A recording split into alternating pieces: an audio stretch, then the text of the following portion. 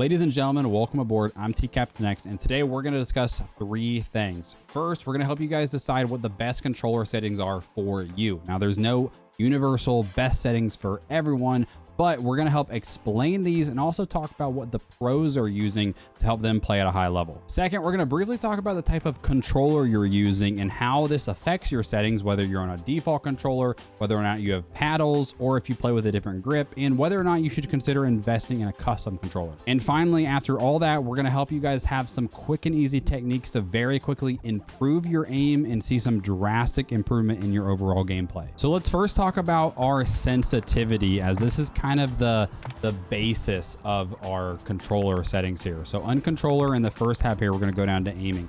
Now I play on an 8.8 sensitivity with a multiplier of 0.85. So what that means, the ADS multiplier, when I aim my gun, my sensitivity slows down just slightly compared to when I'm hip firing. A lot of people like to play, most pros probably play about 0.7 to 1 when it comes to this ADS sense. But there's also absolutely nothing wrong if you play with just a default 6.6 sensitivity with an ADS sense of 1. For example, Diaz Biffle plays on that. He has phenomenal aim. But then on the opposite end of the spectrum, Mutex plays 2020, but he has a lower ADS sense multiplier of about 0.6, I believe. For the most part, the majority of pros are between 6 and 10 when it comes to their sensitivity. Now, a very quick way to kind of test your sense and help find whether or not it's good for you is pick a target here, and just hip firing, you can kind of flick to this target and see how accurate you are flicking to it. Now, what you're going to want to look at is if you're consistently over flicking it, if you're going way past it, I want to turn your sense down. But if you're under flicking it and you're not getting all the way to the target, maybe consider turning your sense up a little bit. But this is just a very crude test to give you a rough idea. And also, you want to make sure you're not constantly changing your sense and that you're giving yourself a few days to weeks to kind of get used and adapt to it. Now, there are some sensitivity multipliers you can get even crazier with like vehicles and whatnot, but personally, I've left those alone. Now, I want to tab over and first talk about the aim response curve type. We're going to kind of go out of order of the way they have things laid out because I want to talk about what relates to one another. So the aim response curve type. The default for this is going to be standard, but personally I play on dynamic, and that's what a lot of high level players are playing on, is dynamic. What dynamic does is when you aim your gun, when you're just barely moving your right stick, your sensitivity is basically it's lower than normal. And what it allows you to do is be very accurate and really fine tune our aiming when we're doing precise aiming.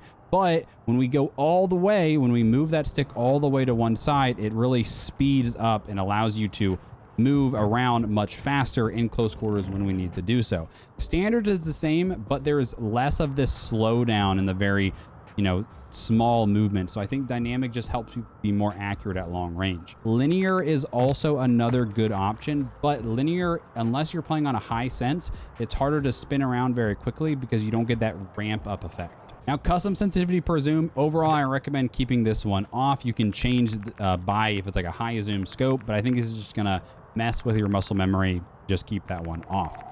Now let's talk about Deadzone. So overall, the rule of thumb for Deadzone is you want to have it as low as it can go for your right stick minimum, as low as it can go to where you do not have stick drift. So if I go down to 0 and I don't touch my controller, if we zoom in here, you're going to see my aim is just barely moving, even though I am not touching my controller whatsoever. So we're going to go back and I'm going to put mine on 0.03, and that's the spot where I find I have absolutely no stick drift. Now, the rule of thumb I was going to say is if you have more than 0.10 on your Deadzone and you're still having stick drift, you might want to consider investing in a new controller, as those higher Deadzones, it makes it harder just to be very precise and accurate when you have that high of a Deadzone. Now, my left stick is just a little bit higher, and the only reason it's higher is because of when I'm tuning weapons, I notice sometimes it moves the slider when I don't want it to. For the max, I keep those all the way up, and then triggers, I don't mess with those because I have digital tap trigger, so it doesn't matter. But if you have a regular trigger, you can consider turning these lower, and it's going to make them more responsive so you don't have to pull that trigger all the way. Now let's go to the top of the advanced tab and let's go to aim assist. So number one, if you're a controller player, please play with aim assist on. It is your greatest advantage. But when it comes to the aim assist type, I recommend sticking on default. Now, Black Ops used to be the best option at the beginning of the game. It was stronger than default. This has since been nerfed. But I do want to kind of quickly discuss how does aim assist work in Call of Duty. So if I am aiming at a guy here, my aim, as you watch as I approach him, watch how my aim slows down. I'm moving at the same, and then bam, it slows down right about there. So aim assist is going to slow down your sensitivity when you get around a target. However, if I am not touching my right stick and if I am moving my left stick, you can see that the crosshair is moving slightly and is starting to center on that target, even though I'm not actually aiming my character. And that is rotational aim assist. And essentially what rotational aim assist does is, as long as you are moving, it's going to actually aim for you just a little bit. So it's very important when we are aiming and we are shooting people that we are constantly applying some degree of pressure on our left stick, as this is going to increase our aim assist. So that kind of covers most of it when it comes to sensitivity and aiming, but now let's talk more about movement in our controller button layout. So in the controller tab, down on the edit button layout here, we're going to go here. Now I play on the default button layout preset, but a lot of this depends on what type of controller you have or how you hold your controller. So personally, I am playing with a custom controller that has paddles on it. I have 4 paddles on the back of my controller. And what this does is these are bound to my buttons here, my X, circle, square, triangle, all those. So for example, my bottom right is my crouch or slide. And here I'll show it that way you guys can see what it's doing. Bottom right is crouch. My bottom left is my jump. My top right is my switch weapons or triangle. And then my top left is going to be my reload button. Now, if you don't have paddles, you have a few options here. Number one, you can play with what's called claw, and claw involves moving your index finger to where it is touching all of these buttons on the top. Now, personally, I find this very uncomfortable and I just don't have like the hand dexterity to do this, but there's a lot of top level players, Mutex, for example, who play like this and just do not use paddles. Now, the other option, which I think is going to fit most people that have a regular controller without paddles, is in your button layout preset to go down to bumper, jumper, tactical. And what this does is L1 now becomes our jump, and then R3 becomes our slide or dive. And the reason this is important is because it allows us to do all these things without ever touching or moving our right thumb off of the analog stick. And that's why the paddles are so important for me, is I can aim, slide, jump, all that while always having my thumb on the analog stick. Now, there are a few options. You can buy paddle editions that go on your controller. This is for a PS5 one. It's $30 on Amazon. I believe they also make them for PS4, Xbox. This one only has 2 paddles though instead of the 4. You might be able to find a 4 paddle one out there though. Now, I do want to quickly discuss my controller that I use, which is an AIM controller from aimcontrollers.com. And I just want to kind of go over it in case you guys are interested in getting one and explain what I have personally on mine. So when you come over to the PS5 custom builder, if we go over to the aim stick section here, once you select a color here, the important stuff is for the bases is my left stick, I play with a small, and my right stick, I play with a high. And basically what that does, you're going to see that right stick is a lot taller, and it allows me just to have more room to aim and be more accurate. Now, another option you do have, if you don't want to invest the money in getting a custom controller, is you could get something like a Control Freak. These are only $16 on Amazon. These pop on top of your joystick, and these are great. I've used these in the past, but one thing to be wary with is sometimes they do pop off and slide off, which is something you don't have to worry about with this controller. Now, it's going to automatically come with the 4 paddles, but I do recommend getting the grip on the back, and this makes it just if you have sweaty hands, it's less likely to slide. I also recommend getting smart bumpers, and this makes the triggers, like I said, are going to be mouse click as well. It automatically comes with the L2, R2 will be that way, and the new ones have a switch here where you can actually switch it on and off. So if you wanted to play like a racing game, you could switch that on and off so you have the full trigger pull if you want. Now, I also play with the vibration motors out. So that brings the total up to 248. But if you wanted to add some other stuff on there, I'm just going to show you this. I know that sounds expensive, but just bear with me. I think mine is something like that. Bam. And I'm just going to throw some random colors on here just to get it above 300. It's because once we get it to 300, if you use my code, for every $100, it's going to get you 10% off. So at $300, it's going to get you 30% off. Looks like I actually built 2 of these already. So let me get rid of that one. But there you go. 302 takes $90 off, drops it down to $231. Comes with a lifetime warranty, usually shipped within about a week, which is a lot faster than other companies. So I've loved these controllers. They've been my favorite of the different custom brands I've used personally. And that's why I've always stuck with them. All right, back to our controller settings. Let's cover the rest of this. So bumper ping, this just switches our ping button with our tactical. And that's, again, has to do with your button layout. And that's not something that I typically use. Stick layout, you probably want to keep these just default unless you're used to playing with a different one like Legacy or Southpaw. Vibration, I recommend turning off. Like I said, I don't even have vibration motors in mind to make the controller lighter, but if not, I'd recommend turning it off. That way it's just not a distraction. Trigger effect for competitive players, you want to turn this off. Full haptics make it kind of feel like more realistic. It gives you vibration and stuff. But again, if you want to be competitive, you want to just leave that off. Now, if we scroll down here past sensitivity, if we go down here to gameplay, aim down sight behavior, I recommend leaving on hold. That means when you take your finger off L2, your guy's going to automatically unaim your gun.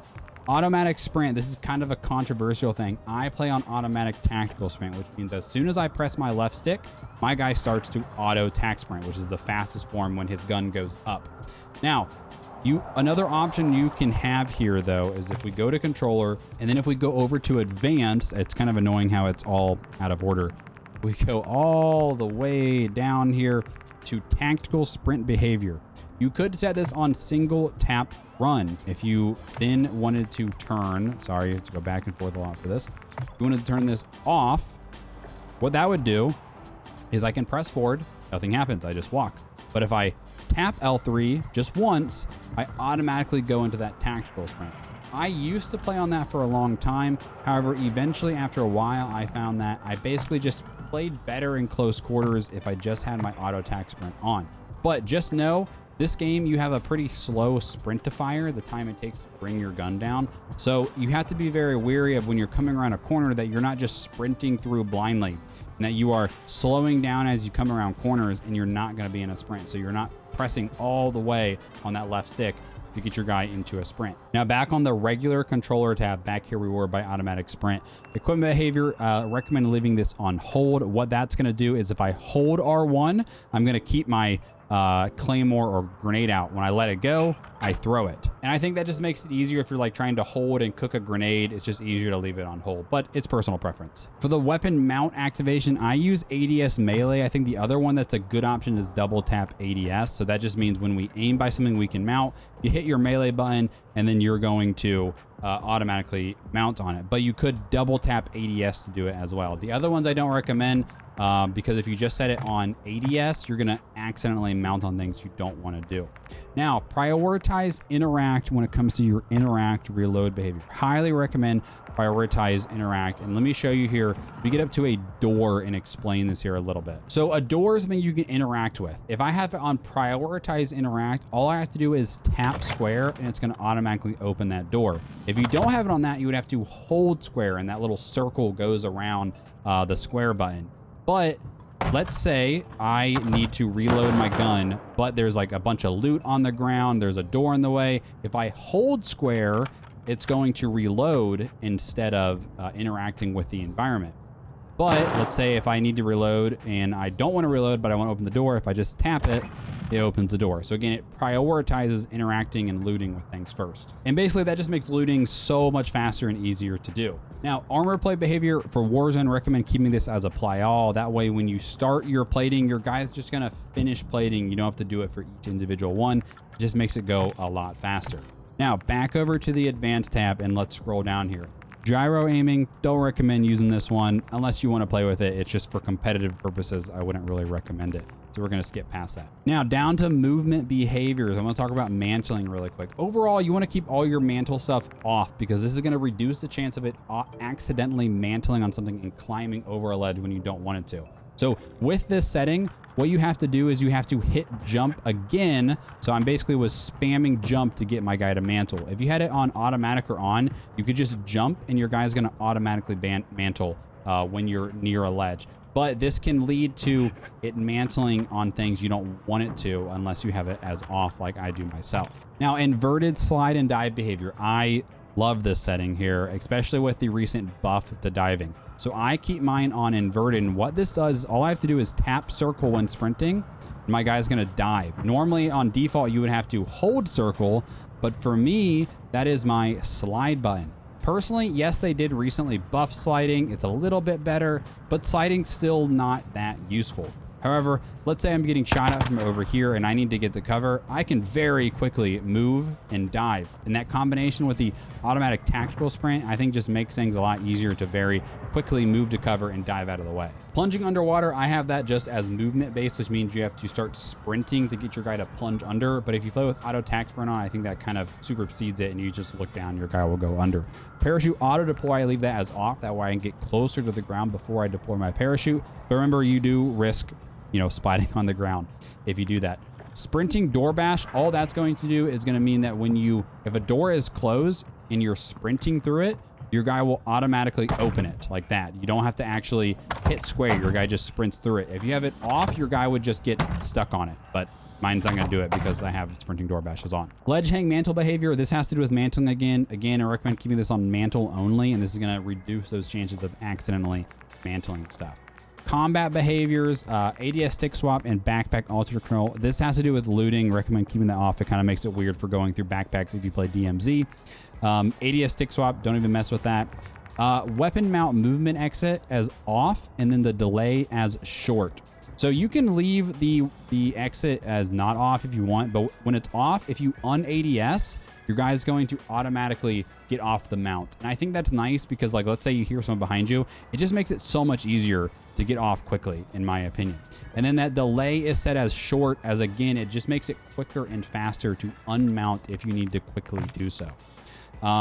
Depleted ammo weapon switch. This is personal preference. I like mine as off because if I run out of ammo and I need to switch my gun, I want to manually hit switch, because sometimes I've ran to the instance where I realize I'm out of ammo, I hit switch, but it's already started to switch for me and then it double switches back.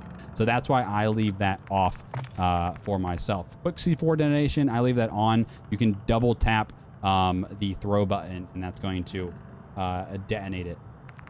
Vehicle behaviors, short delay, and free look, leave those the same. The overlay behaviors, I have not messed with any of those. Those are all default. Now, I do want to go over to graphic settings and touch very quickly on field of view. Overall, the majority of top pro players are playing on affected and 120. This is going to widen our field of view. It does make the game feel a lot faster, although this is just a visual glitch, but it allows you to see more things at once. I have an entire video that goes in depth and breaks down field of view if you want to watch that. Overall, though, affected and play at least 100 or above. Okay, now we have to talk about how can we very quickly get used to these settings? How can we very quickly improve our aim? So go into private match in Modern Warfare 2 and then go to free for all. For your weapons, I'd recommend just sticking with like some SMGs, close quarters. I think I've got a mini bot here. I've got a Chimera. You can use whatever you prefer, but usually something that has a lot of ammo capacity. That's why I like using the mini bot.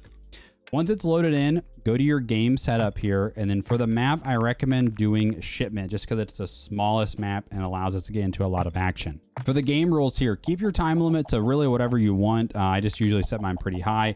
Score limit, you can set it lower if you want to just get to a point and stop, or just go way higher. That way you don't have to worry about it.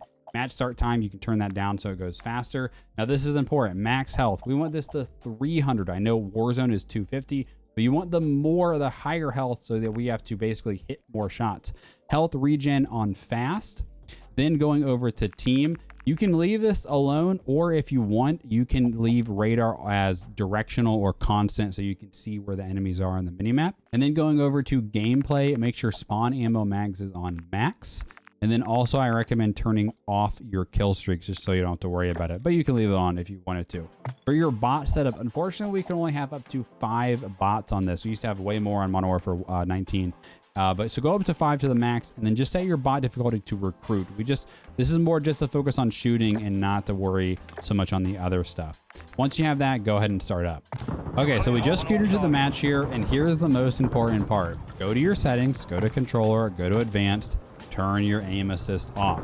What I do every day before I get on is I jump on, and depends on how much time I have, but normally I kill maybe 50 bots with aim assist off. Now, when I was changing my sensitivity, making some adjustments, I would do 100, 200, even 300 bots a day with aim assist off.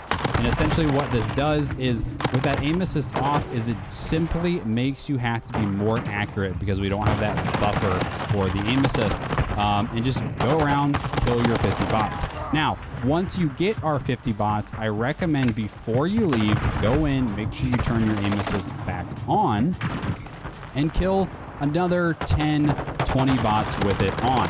The more you do this, the more you're going to get a feel for the difference with aim assist on, and make sure we are focusing on strafing left and right so that we're boosting that rotational aim assist I talked about earlier. And I guarantee you guys, if you do this every day, even if it's just 50 bots a day, you will see a massive increase and improvement in your aim. So like I said, this is my warm-up. I do 50 a day, but do more if you want, if you're really dedicated to it.